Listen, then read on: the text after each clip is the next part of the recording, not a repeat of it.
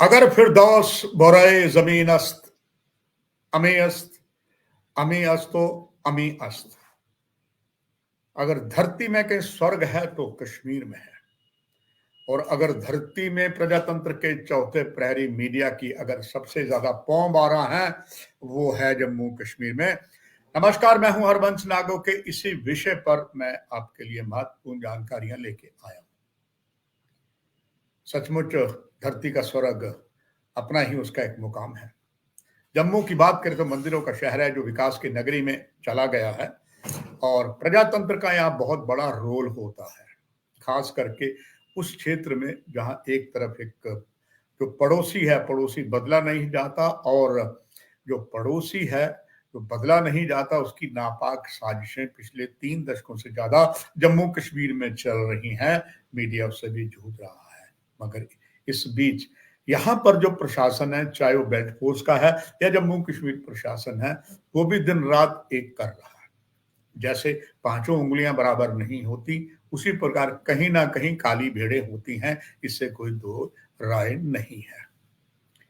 मगर कुछ ऐसा हो रहा है जो प्रजातंत्र के चार स्तंभ होते हैं उसमें मीडिया को सर्वोच्च माना जाता है और मीडिया का एक दायरा, एक फ्रेम है, उसके दायरे के अंदर रहना है।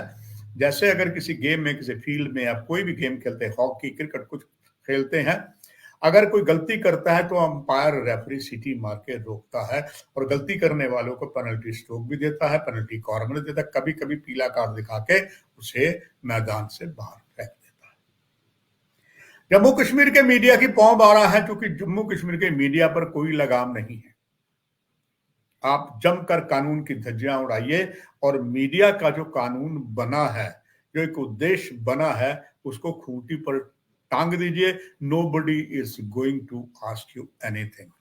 क्या सरकार में कमी है, या सरकार लापरवाह है, या बेपरवाह है, या सरकार कहती है अगर कोई बोलता है बोलता रहे, हमें क्या लेना। जम्मू कश्मीर में 38 साल से ज्यादा पत्रकारिता में मैंने कुछ और तरीके की पत्रकारिता की है, देखी है। भूल कहां नहीं होती। मेरे पत्रकारिता में भी 38 वर्षों में एक भूल हुई थी। मैंने एक बहुत बड़े केंद्रीय मंत्री के खिलाफ एक स्टोरी की थी, सच्चाई की स्टोरी थी, मगर उस स्टोरी पर मुझे मेरी जान को भी खतरा हुआ और यहां तक कि शायद मुझे नौकरी से बर्खास्त भी किया जाता, मगर मैं ही बड़ा सौभाग्यशाली था। हमारे जो प्रधान संपादक थे वो इस संसार में नहीं है, नरेंद्र मोहन जी, वो राज्यसभा के सदस्य भी थे और मैं दैनिक जागरण में कार्यरत था। आपको बताता चलूं, क्योंकि मीडिया की बात है, मैं 16 वर्ष जम्मू कश्मीर में दैनिक जागरण में ही कार्यरत रहा। एक छोटी सी भूल हो गई थी, सारे प्रमाण थे कि एक मंत्री ने अपने पद का दुरुपयोग किया है, मगर सारी स्टोरी प्रमाणों सहित थी, मैंने दे दी, मगर उसमें एक कमी रह गई थी, वो मुझे मालूम नहीं था।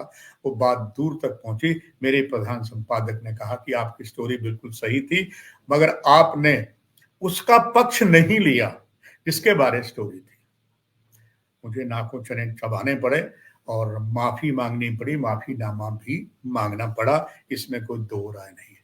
मगर उस कहते हैं कि एक दूध का जला छाछ को फूक फूक कर पीता है, उसके बाद मैंने कभी पीछे मुड़ के नहीं देखा। मैंने भी एक से एक स्टोरी, खास करके राष्ट्रहित में अपनी जान पर खेल के की है और उसका प्रमाण भी मिला है। मुझे याद आते हैं आंतरिक सुरक्षा राज्य मंत्री राजेश पायलट, नरसिम्हा राव प्रधानमंत्री थे, इसके बाद चाहे बाद में डॉक्टर फारूक अब्दुल्ला जम्मू कश्मीर की कमान में आए, मुफ्ती मोहम्मद सैयद आए, उमर अब्दुल्ला आए, सभी ने मीडिया का सम्मान किया और कभी भी कहीं कोताही हुई वो पकड़ लेते थे। मगर अब जबकि यहाँ पर राष्ट्रपति शासन है, लेफ्टिनेंट गवर्नर मनोज सिन्हा बहुत अनुभवी हैं, समझ नहीं आता क्यों यहाँ का प्रशासन खामोश है जिस तरीके की बातें हो रही है। और वो प्रजातंत्र के जो एक कानून बने हैं उसे खूंटी पर टांगा जा रहा। बहुत से उदाहरण हुए हैं।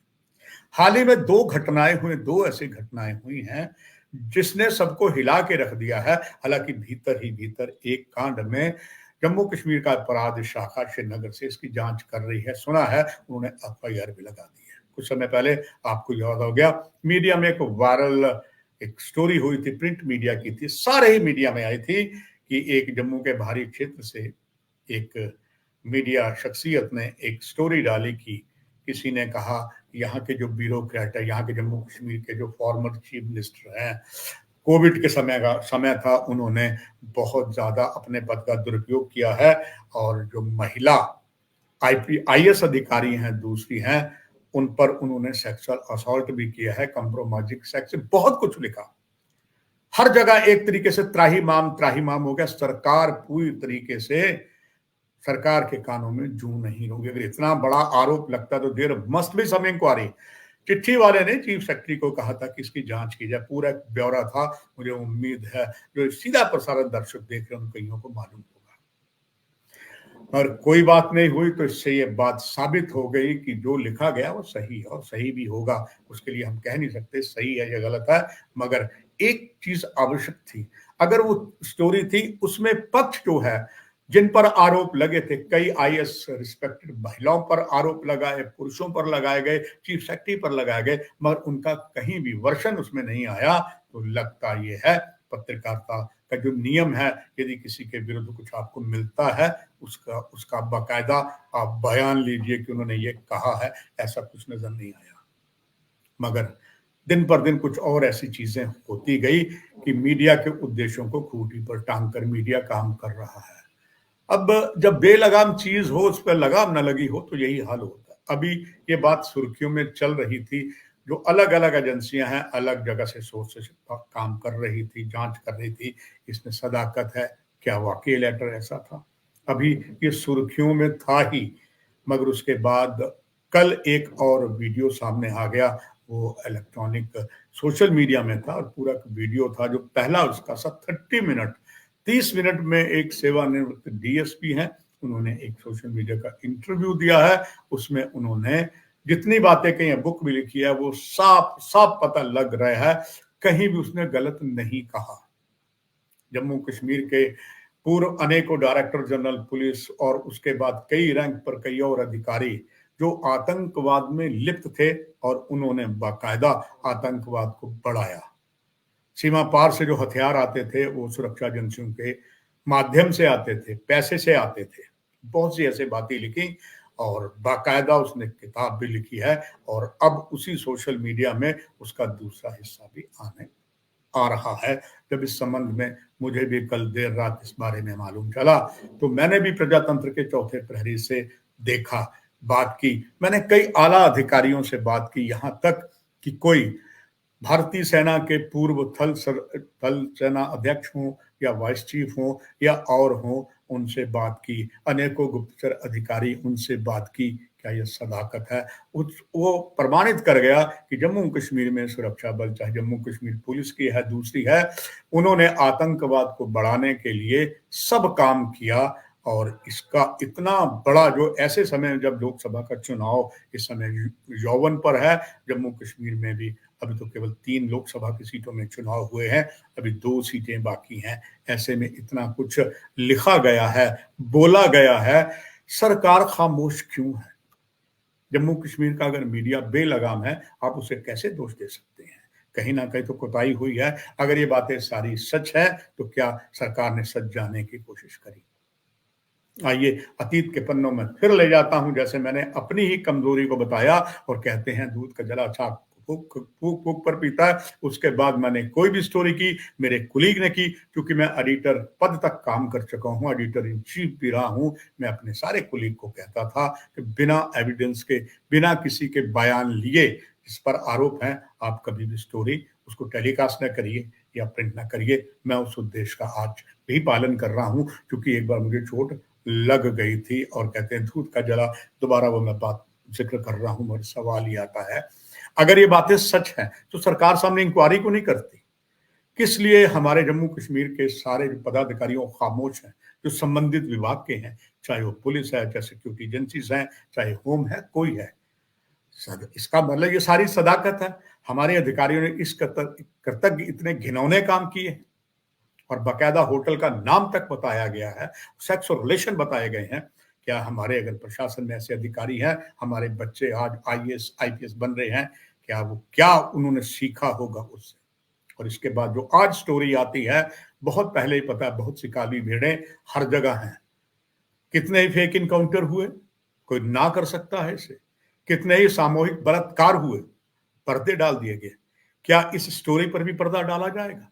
जो इससे पहले स्टोरी दी गई उस पे भी पर्दा अभी तक कुछ सामने नहीं आया, तो काफी दिन हो गए हैं। दूसरा, कल एक वायरल हुआ है, वजह क्या है? वैसे भी ये कहा जाता है कि अब यहाँ के शासक जो हैं, दे डोंट केयर मीडिया। मुझे वो समय याद है, आज से 1980 के दशक की बात करूं, 1990 के दशक, जब कभी प्रिंट मीडिया में बात होती थी और तब जो इंफॉर्मेशन डिपार्टमेंट है सुबह कटिंग करके हर अधिकारी के पास पहुंचता था, पुलिस के पास जाती थी और कहीं कोई स्टोरी निकलती थी उस पर बाकायदा जांच होती थी। अब ऐसा ना के बराबर है। अब तो मीडिया को कहते हैं कि यहाँ तक कि कुछ ऐसे शब्द बड़े बड़े अधिकारी यूज करते हैं, मेरे मुंह से शोभा नहीं देंगे तो मीडिया वाले, मगर आखिर हमारे भी दामनों में तो दाग है। जब हम प्रजातंत्र के प्रहरी के चौथा दायित्व निभाते हुए हम मापदंडों पर नहीं चलते तो हमारे लिए बात से सरकार की तो छोड़ दीजिए। दर्शकों, आप सुनकर आश्चर्यचकित हो, कई बार कहा गया है कि जम्मू कश्मीर में जो एक एक्रीडिशन कमेटी होती, एक्रीडेटेड जर्नलिस्ट होते जो पंजीकृत होते हैं, पिछले 3 सालों में जम्मू में एक भी पत्रकार जो है वो एक्रीडेटेड है ही नहीं। हाल ही में इस समय चुनाव हो रहे हैं, एक बार इलेक्शन कमीशन ने इंफॉर्मेशन डिपार्टमेंट को बोल दिया कि आपको पास दिए जाएंगे कवरेज के लिए। कोई अगर उसमें रह जाता है, वो चिल्ला चिल्ला के रिक्वेस्ट करता रहा कि मैं बीमार था, मुझे अगले जो फेज के इलेक्शन मैंने कवर करनी है। चुनाव आयोग कहता मुझे क्या लेना, इंफॉर्मेशन से पूछो, इंफॉर्मेशन कहता वहां से पूछो। सिर्फ जो यहां पर एक्रीडेशन होता था जर्नलिस्टों का, उसे एक फायदा जरूर होता था, वो तो प्रधानमंत्री नरेंद्र मोदी सरकार में चला गया, रेलवे कंसेशन मिलता था एक्रीडेटेड जर्नलिस्ट को 50%, वो भी बंद हो गया। और यहाँ कोई ऐसा ना तो कोई पेंशन की यहाँ स्कीम है ना कोई और स्कीम है, परंतु एक्रीडेशन पंजीकृत होता है, वो है नहीं। इवन कई बार झगड़े होते हैं जब कोई वीवीआईपी आता, कहते ओनली एक्रीडेटेड जर्नलिस्ट लाओ, मगर पिछले 3 सालों से एक्रीडेशन हुई नहीं है। कई बार मीडिया ने इस संबंध में माननीय उपराज्यपाल को कहा भी, वो भी आगे कहते देख लेना, मगर डायरेक्टर इंफॉर्मेशन से लेकर ऊपर तक कुंभकर्ण की नींद सोए हैं। और यहां तक हो गया है, जो प्रिंट मीडिया है, जो दाल रोटी के लिए वर्किंग जर्नलिस्ट जो है, वो अगर काम चलाता है तो उसको वही करना पड़ता, जो सरकार जैसे उसको नचवाए वैसे नाचना पड़ता। इससे पहले कभी ऐसा नहीं हुआ। अगर वो नहीं मानता उसकी इंफॉर्मेशन, उसकी एड काट दी जाती है। यहाँ बहुत योग्य पत्रकार है, मैं नाम लेना सही नहीं समझूंगा, लंबे समय से पत्रकारिता सच लिखते हैं तो उनको एड उनकी काट दी जाती है। एवरीबॉडी इज एन आर्टिकल, लाला नहीं है। फिर मैं अपने पे बात करता है, भुक्तभोगी होकर मैंने जब सर्विस छोड़कर मैंने अपना समाचार पत्र निकाला, तो अगर आप देखें हरियाणा में, देखें हरियाणा में तो ये है, जिस दिन आप पेपर अपना निकालते हैं आरआईएन से रजिस्टर्ड हो जाते हैं, आपको अगले दिन से भी विज्ञापन मिल जाता है। जम्मू कश्मीर में 1 साल के बाद निकलता है। मगर जब यहाँ पर उमर अब्दुल्ला सरकार थी, उनके सहायकों ने कहा कि 3 साल कम से कम आप पेपर निकालें। क्या एक वर्किंग जर्नलिस्ट जिसने अपनी गाड़ी खून कमाई से पैसे जोड़े हों और कहता हो कि मैं एक रिपोर्टर से एडिटर इन चीफ बन जाऊं, उसके सपने कभी साकार जम्मू कश्मीर सरकार ने नहीं किए। ऐसे में किस तरीके का मीडिया बेलगाम है? वाई द गवर्नमेंट इज खामोश क्यों हुआ? इसका जितने आरोप लगे हैं वो सच है। अगर सच है तो उन पर इंक्वायरी करवाइए। अगर मीडिया सच बोल रहा है, आप खामोश क्यों हैं? खामोशी आपकी बताती है बेलगाम चीज है, डेमोक्रेसी में शोभा नहीं देती। एक बार पुनः आपको यह आश्वासन देते हुए, नाकाहों से दोस्ती नाकाहों से बैर की कहावत लंबे समय से पत्रकारिता में कर रहा हूं और आपको विश्वास दिलाता करता रहूंगा। अलबत्ता अपने मीडिया को साथियों को एक सीनियर जर्नलिस्टों के लिए एक अनुभव के आधार पर मैं सभी अपने छोटे भाइयों को, बेटियों को, बेटों को, दोस्तों को कहूंगा, जो भी स्टोरी करिए ठाट से करिए, nobody can stop you, but evidence दीजिए। बिना एविडेंस के बात नहीं बनती है और मीडिया को कलंक लगता है। हालांकि कुछ राज्यों में तो मीडिया जरा भी करे तो दे आर पुट्टा बिहाइंड, ऐसी बात नहीं। जम्मू कश्मीर में ऐसे बहुतों को प्रताड़ना सरकार की सहनी पड़ी है। अब बेलगाम मीडिया पर सरकार अंकुश भी नहीं लगा पाती है, ये सरकार की मर्जी है। हमने अपना दायित्व निभाया है। इस सीधे प्रसारण में इतना ही। नमस्कार।